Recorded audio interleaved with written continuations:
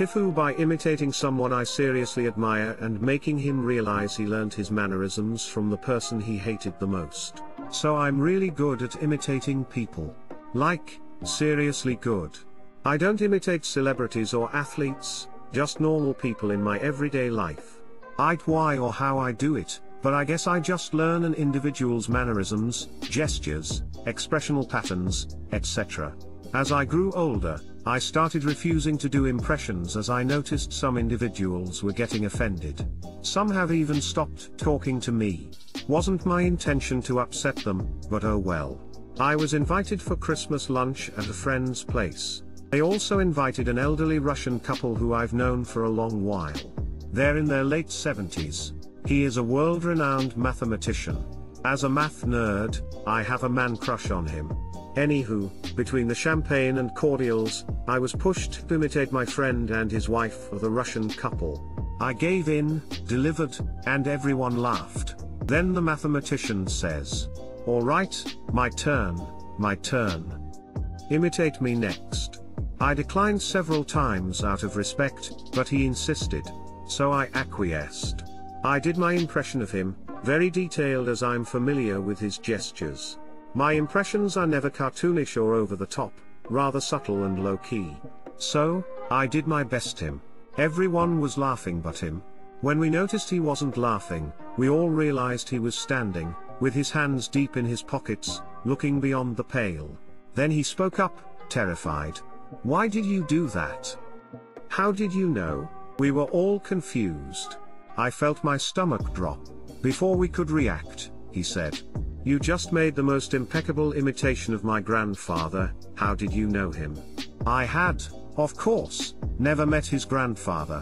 He was just carrying himself in a manner identical to the person he hated the most. Then, it sank in.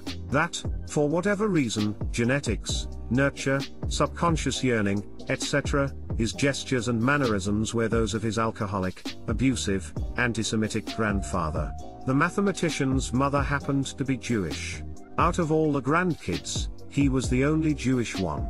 He was on the receiving end of all his grandfather's hatred and abuse. He excused himself and rushed to the door, his wife trying to catch up behind him, exclaiming something in Russian. Pretty sure I effed him up really good.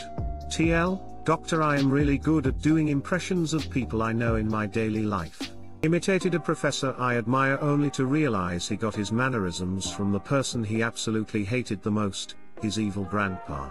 Edit, have to clarify, the mathematician himself is a loving, caring husband and father. His demeanor is calm and collected. Only his mannerisms are apparently the same. Edit 2, didn't expect this to blow up. Talked to my friend's wife this morning. She hasn't heard back from the mathematician or his wife. Her and my friend are baffled as I am. No one is blaming me, thank God. Also, she recalls his questions as why would you do that? Instead of my recollection of how did you know. Update, his wife spoke to my friend's wife. He is pretty destroyed but wants me to know he doesn't have any ill feelings towards me. It was just one of those freak things. To those asking who he is, understand that I cannot obviously disclose who he is. Most I'm willing to say, is that he's a professor at a major mid-Atlantic university. To those asking why I do this, learn someone's mannerisms to the point of effectively imitating them, I honestly have no idea how/why my mind just picks up this info. I don't even practice impersonations much. I just think of the person, and act out how my memory remembers them. Don't blame yourself too much. Just like general appearance, mannerisms often seem to carry over to other generations as well. Not sure how, as it doesn't seem like something that is carried over by genes. But I've been told by family sometimes my gestures and posture remind them of my father, even though he died when I was 10 and I can never have picked up much of it consciously. What a power you have, you're like a soul mirror. I have a young cousin who looks like the spit of our late grandfather, and his rage to boot. Your math man is going to have to realize, sooner or later, he's not his grandfather. Only his mannerisms are apparently the same. I hope you get a chance to say that to him. We are influenced by our caregivers whether we want it or not. I hope he finds solace in the notion of taking what he wanted and leaving the rest when it comes to his grandfather. You seem like a kind person, and Math Dude seems like someone you really admire and respect. So if I were you, I would reach out and let him know that he isn't his grandfather. Even though he may have some small mannerisms in the way that he talks or moves or eats or whatever, clearly as someone you respect deeply, he can't be anywhere near the same as his grandfather. It's important to have him know that people look up to him as a role model or mentor, because he has probably been living with a fear in the back of his mind that he might not be a kind enough person, or that he might be similar to a man that he hates. At least he can work on these feelings now. TIFU by giving my GF a wedgie instead of taking her shirt off. Late post. This happened about a month ago, I just haven't had the time to post it. My GF had barely put our kid to sleep for the night and she came and was cuddling next to me watching TV. Cuddling led to one thing after another, and she started to give me head. We were laying on sides facing one another, but she was below me sucking me off, so I was stroking her back trying to take her shirt off. I had my eyes closed at the time, so I'm just grabbing at the fabric lifting it up, but it wouldn't budge. I suddenly feel my GF stiffen. She couldn't make much noise because my meat was still in her mouth. She's just pushing my arm away. I look down and see her eyes wide. I thought she was choking or something, and then I look further down and she has her undies far up her ass, the edge of them still in my hand. Thank God she has a good sense of humor and starts laughing at my fuck up and tells me I can taste the cotton.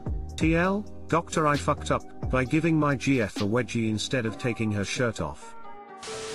I'm happy for you that it didn't end with, and now I've got bite marks on my foreskin. I thought this was going to be it was a bodysuit story. I suddenly feel my GF stiffen. She couldn't make much noise because my meat was still in her mouth. I've never had any trouble stopping myself while sucking dick if I needed to say something. If you feel a sharp pain suddenly coming through, I imagine it would be hard not to bite. Thank Aphrodite she didn't panic bite. I thought she was choking on something. I see what you did there. TIFU by almost caught attempting to hang myself. TIFU, or rather last night I fucked up by almost hanging myself in front of an old and lonely man. I am not sure if this subreddit is accepting of a little touchy-feely stuff, but this is the closest I'll ever probably get to post here. Also, I just want to vent. Recent backstory, for those interested, otherwise skip down to the FU. Life is tough, even for an 18-year-old. It seems real hard, at least, for someone going through something for the first time. You all probably remember your first love, how amazing it was, maybe even how incredibly hard it was when it ended. Well, I never thought I would have to experience that ending part. I was together with this amazing girl, the same age as me, for 8 months and 1 day until she decided it wasn't working out anymore. It was a mature breakup, both understood it was for the best, but goddammit it is hard. These past few weeks I have had thought about nothing else. I know I have a lot of life in front of me still, and it may seem stupid how I would ever take my actions to such lengths just because of this breakup. But this was something else. I have always said that I would never let a girl stand in the way of me and my career. My brother laughed a little and told me to wait and see. That bastard was right. I would have given up anything for her. It really does feel wrong that we broke up, that this wasn't how things were planned to be. Although I am not much of a believer, I feel like we were simply meant to be. The FU. In my young life, I have fought a lot of fights with myself. My self-esteem, my motivation, and my self-love. I feel like I haven't gotten anywhere. I feel lonely, I feel misunderstood, and I feel like I have no hope. I have for a long time wanted to just disappear, just be able to let go of everything. Recently more than ever, after the person who I thought was the love of life walked right out of it. I had set my mind to simply have fun on New Year's Eve, at a party with mostly close friends. I was expecting to not care about and think about my ex, and I managed to up until the clock struck midnight. The countdown came. Everyone was happy, fireworks being lit, people kissing. Me standing alone on the side with my hands in my pockets, wondering who the love of my life is kissing right now. I felt like I wanted to breathe a little, so I casually walked head down away from everyone else into the woods and sat on a log to embrace my feelings. I started to think about all that I am not, and all that is pushing me under. I was becoming mad, thinking about all the shit I am going through, all the loneliness, and got up and started to walk through the forest not knowing where I was headed. I stumbled upon this old, run-down barn, and just thought to myself that I needed to find a rope so that I can finally do something about how I'm feeling. I walked onto the yard that this barn was sat on, and saw a few other old buildings there. Mind you how dark it is, but I wasn't scared, not even of what I was about to do. I found a quite sturdy looking electrical cable hanging off a wall, and found that to be of enough length. I was just about to put it around my neck when I see the door open to one of the old houses. I immediately think that this person will be mad at me for trespassing. Turns out it is an old man, just wanted to come outside look at the fireworks that people from our party were setting off. We talked for what seemed like an eternity. We talked about how his wife passed a few years ago, we talked about how I was devastated after the love of my life broke up with me. And yes, I did mention to him the reason why I was standing in his yard. This man told me about his life, about how he once had no motivation to keep living after a girl broke up with me, many years ago. I told him about how I wanted to prove to people my worth, how I look up to my grandfather, who fought for our country's independence, and how I wanted to do something as great as that. Talking to this old man made me come to my senses.